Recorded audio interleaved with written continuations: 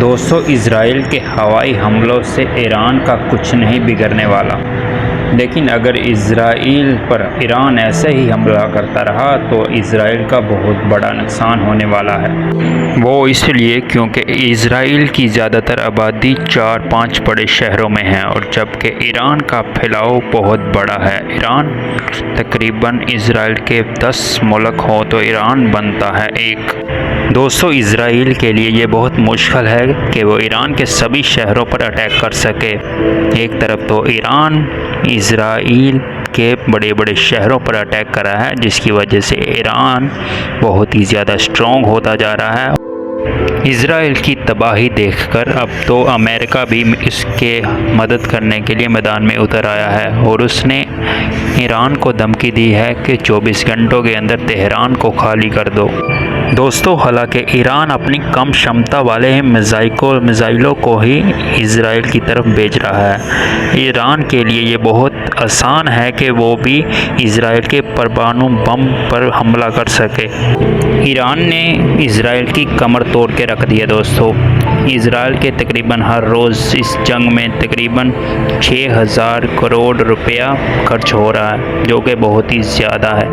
और इजराइल ने जंग से पहले अपनी जीडीपी बताई थी जो कि सन 2025 में 4.5% रहने वाली है, लेकिन इस जंग की वजह से वो तकरीबन 3.6% ही रह गई है। दोस्तों, ईरान के सामने इजराइल बहुत छोटा सा मुल्क है और उसके लिए इजराइल को गाज़ा में बदलना बहुत ही ज़्यादा आसान है। जबकि दूसरी तरफ बात की जाए ईरान की, ईरान इतना बड़ा देश है कि दुनिया की जो सबसे ज़्यादा रकबा है उनमें से 70वें नंबर पर आता है दुनिया के सबसे बड़े मुल्कों में।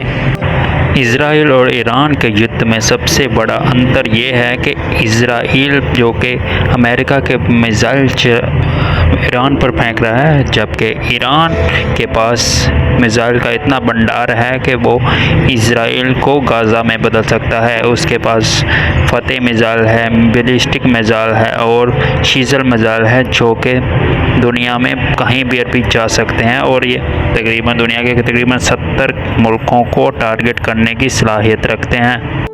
दोस्तों, ईरान का फतेह मिसाइल इतना ख़तरनाक है कि इसको रोकना आयरन डोम के भी बस की बात नहीं है, जिसकी वजह से आयरन डोम बुरी तरह से नाकाम होता दिखाई दे रहा है। और इजराइल जंग में की हालत देख सकते हैं, जिस तरह से इजराइल बदल चुका है खंडरात में, जो कि बहुत ही ज़्यादा सैड है ईरान इजराइल के लिए।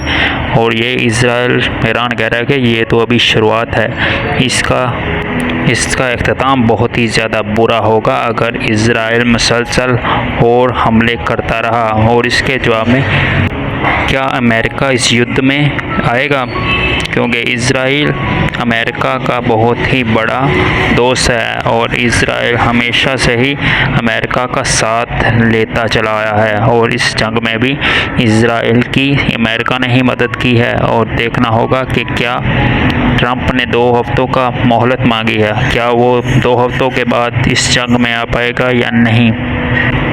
दोस्तों, अगर मिलिट्री फोर्स की बात की जाए तो अमेरिका सबसे आगे हैं, लेकिन जब फौज की बात की जाए तो ईरान उस पर भारी पड़ता है और इजराइल तो ईरान के सामने छोटा सा मुल्क दिखाई देता है।